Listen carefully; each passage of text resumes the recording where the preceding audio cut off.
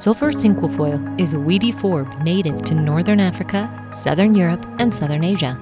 Its exact introduction in North America remains unclear, but it was reported in Ontario, Canada by 1897.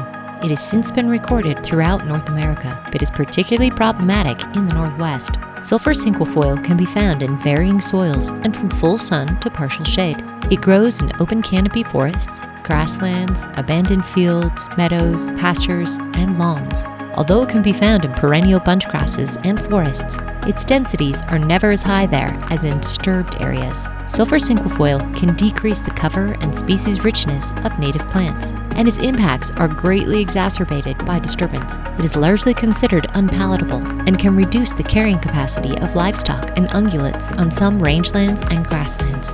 This weed also serves as an alternate host for a pathogen that causes powdery mildew on several crop plants. Sulfur cinquefoil is an herbaceous perennial.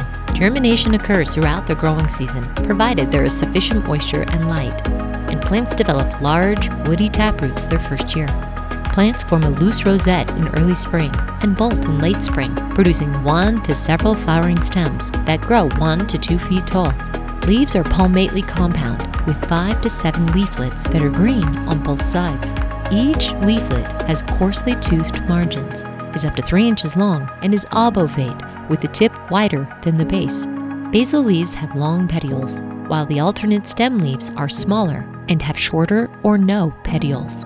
Basal leaves often die back as plants bolt. Stems and leaf petioles are covered with long, stiff hairs, overtopping a layer of short hairs and glands. Leaflets may have short hairs on either surface, especially along veins and leaflet margins. Plants flower in early summer, producing a few to several flowers in flat-topped clusters at the ends of branch tips. Each flower is a half to 1 inch across, with 5 heart-shaped petals that vary from white to pale yellow. Each flower produces 60 to 100 small round seeds that are brown with lighter net-like ridges. A single plant may produce between 1,600 and 6,000 seeds, depending on growing conditions. Most seeds fall to the ground around the parent plant and may remain viable in the soil for 4 years. Above-ground plant parts die back quickly in late summer as soil moisture is depleted, but basal leaves may regrow after fall precipitation and grow until a killing frost. New leaves and stems will grow from the woody root early the following spring. Individual plants may live longer than 10 years. On older plants, new shoots appear in a circle around the root mass, while the central core slowly rots away. Other plant species can subsequently be found growing in that central area. The leaves of sulfur cinquefoil may sometimes be confused with the unrelated cannabis, but cannabis grows taller, is not hairy, and has green, non-showy flowers. There are dozens of related cinquefoil species present in North America. Although several have similar white or yellow flowers, many can be differentiated by their lack of palmately lobed leaves with at least 5 leaflets, or by their sprawling, ground-hugging growth form.